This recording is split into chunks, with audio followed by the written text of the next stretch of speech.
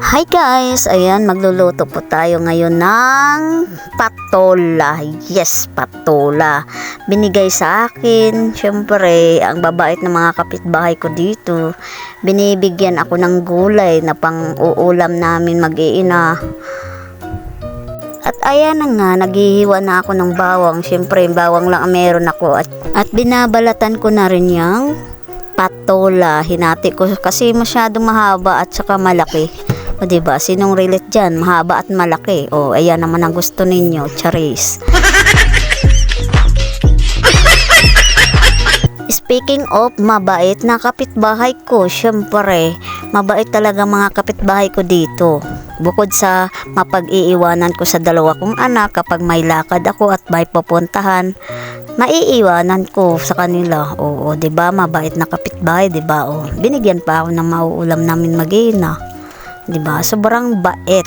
Ayan na. Natapos ko na rin siyang hiwain at meron akong dalawang miswa na ihahalo sa patola na lulutuin ko. Ayan. Naglagay na rin ako ng mantika diyan.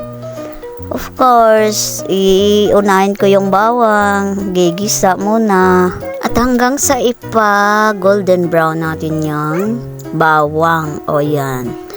Haluin natin golden brown. Ilalagay natin yung sardinas.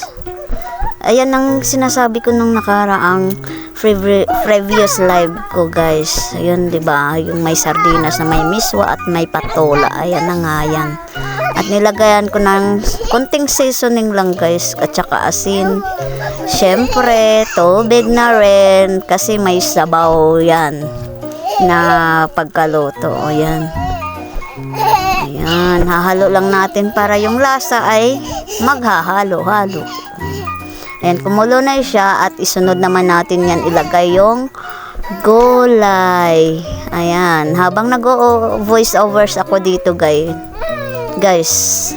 ayan, ang iingay ng mga aking junakis kasi gutom na yan sila at kailangan na namin kumain pagkaluto niyan. Ayan, isinusunod ko na yung miswa.